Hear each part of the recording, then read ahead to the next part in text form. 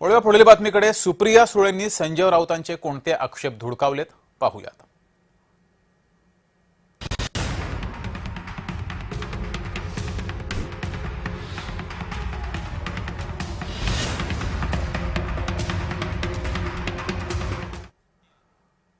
उपमुख्यमंत्री एकनाथ शिंदे आणि शरद पवार यांच्या भेटीवरून ठाकरे गटाचे खासदार संजय राऊत यांनी आक्षेप घेतला होता। या आक्षेपावर खासदार सुप्रिया सुळे यांनी स्पष्ट शब्दात प्रतिक्रिया दिली आहे।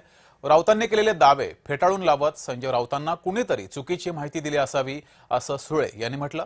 शरद पवार आणि एकनाथ शिंदे यांच्या भेटीनंतर राज्याच्या राजकारणामध्ये विविध तर्क वितर्कांना उधाण आलं। या भेटीमुळे महाविकास आघाडीमध्ये नाराजी असल्याचा दावा करत संजय राऊत यांनी सार्वजनिकपणे आक्षेप नोंदवला। तसंच या भेटीमुळे विरोधी आघाडीच्या कार्यकर्त्यांच्या भावना दुखावल्याचंही राऊतांनी म्हटलं। मात्र सुप्रिया सुळे यांनी हे सर्व दावे फेटाळून लावत कोणत्याही प्रकारचा राजकीय अर्थ काढण्याचं कारण नसल्याचं स्पष्ट केलंय।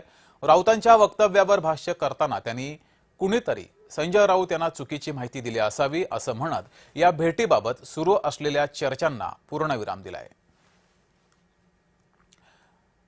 तर संजय राऊत यांनी एकनाथ शिंदे आणि शरद पवार यांची भेट घेतल्यानंतर त्यावर संताप व्यक्त केला होता। महाविकास आघाडीमध्ये त्यामुळे दुफळी निर्माण होईल असं म्हटलं होतं आणि हे आम्हाला पटलं नाही असंही राऊतांनी म्हटलं। यावर सुप्रिया सुळेंनी स्पष्टीकरण दिलंय।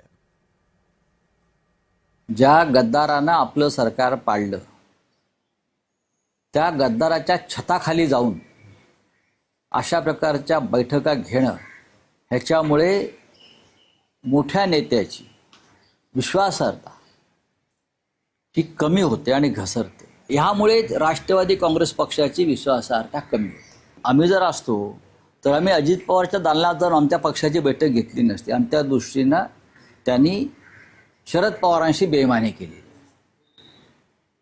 हे आम्ही लक्षात ठेवलं असतं आणि आम्ही ते पथ्य पाळलं असतं, नक्कीच पाळलं असतं। त्याच्यामुळे महाविकास आघाडीतल्या अनेक घटकांनी पथ्य पाळायला पाहिजे। ही जी घटना झाली त्याच्याबरोबरच्या ज्या गोष्टी आहेत त्या राऊत साहेबांना मीच काल स्वतः फोन करून सांगितलेल्या आहे आणि तो घटनाक्रम इतका कॅज्युअली आणि झाला की ते म्हणजे इतकं ते म्हणजे मला आश्चर्य वाटलं त्याची बातमी पण झाली। ते मिसअंडरस्टँडिंग कसं होतं, काही काही गोष्टी ना म्हणजे out of proper storm in a teacup असं येते की एखादी घटना झाली जी कदाचित कुणाच्या ध्यानी मनी आली नसती, त्याची एवढी मोठी बातमी झाली आणि त्या बातमीतून कदाचित त्यांच्या मनात गैरसमज झाले असतील, ते दुखावले गेले असतील आणि जेव्हा त्यांना वास्तव कळलं तेव्हा दुखवण्याचा प्रश्नच नाही। तर शरद पवारांसोबत झालेल्या भेटीवर उपमुख्यमंत्री एकनाथ शिंदे यांनी स्पष्टीकरण दिलंय। दरम्यान यावेळेस त्यांनी विरोधकांवर टीका सुद्धा केलेली आहे। पवार दालनामध्ये आल्यावर आपण त्यांना भेटण्यासाठी गेलो, पाहुण्यांचं स्वागत करत शाल आणि श्रीफळ देण्याची महाराष्ट्राची संस्कृती आहे, त्यातही विरोधकांच्या पोटात दुखत असेल तर काय करावं असा खोचक सवाल उपमुख्यमंत्री एकनाथ शिंदे यांनी उपस्थित केलाय। आता ज्येष्ठ नेते पवार साहेब आता आपले तिकडे बसले दालनात, मी ताबडतोब गेलो, त्यांना आपली संस्कृती आहे, शाल श्रीफळ दिलं। अरे काय किती मिरच्या, किती पोटदुखी, किती मळमळ, किती जळजळ, काय। दरम्यान शरद पवार आणि सुप्रिया सुळे यांनी मनधरणी केल्यानंतर संजय राऊतांनी या भेटीच्या विषयावर बोलणं सोडून द्या म्हटलंय। आम्ही आमच्या भावना मांडल्या असं संजय राऊत यांनी म्हटलं। मात्र यावर आव्हाडांची प्रतिक्रिया सुद्धा समोर आलेली आहे आणि अनिल देसाई यांचीही प्रतिक्रिया समोर आली आहे, त्याही पाहूयात। त्यांची प्रकृती कशी आहे, त्यांना एवढं चालणं जमेल का, हे सगळा विचार करून संजय राऊतांनी बोलायला नको होतं। अर्थात ते बोलले त्याच्यावरती मला काही टीका टिप्पणी करायची नाही, पण साधं गणित होतं। जिना जवळ होता, केबिन जवळ होती आणि साहेबांना ते सोयीचं होतं। जे सोयीचं आहे ते साहेबांसाठी आम्ही केलं आणि आम्ही सगळ्यांनी मिळून केलं, कोणी एकाने केलं नाही। मला वाटतं की राजकारणात असं इतकं वैर म्हणजे आपल्याच प्रकृतीला त्रास होईल इतकं वैर काही कामाचं नाही ना। पवार साहेबांना हे माहित नसेल की आपण जिथे बसलोय ही एकनाथ शिंदेची केबिन आहे। सहज जवळपास पुढे पवार साहेबांना त्रास होतो, चला पुढे बसा, पुढची जागा खाली आहे, पुढचं केबिन खाली आहे, बसू तिथे म्हणून गेले। म्हणून माननीय संजयजी राऊत आणि शिवसेनेच्या नेत्यांचा काही गैरसमज झाला असेल, असं काही नाही। मिटिंग झालीच नाही, मिटिंगचा प्रश्नच नाही, कारण की एकनाथ शिंदे बाहेर होते, कॅबिनेट चालू होती त्यांची. त्यांना माहीत झाल्यानंतर ते फक्त भेटीला आले, साहेबांना गुच्छ दिला आणि परत वापस गेले. तर यावर आपण आता आव्हाड आणि अनिल देशमुख यांच्या प्रतिक्रिया ऐकल्या. दरम्यान शरद पवार आणि सुप्रिया सुळे यांनी मनधरणी केल्यानंतर संजय राऊतांनी या भेटीच्या विषयावर बोलणं सोडून द्या म्हटलंय.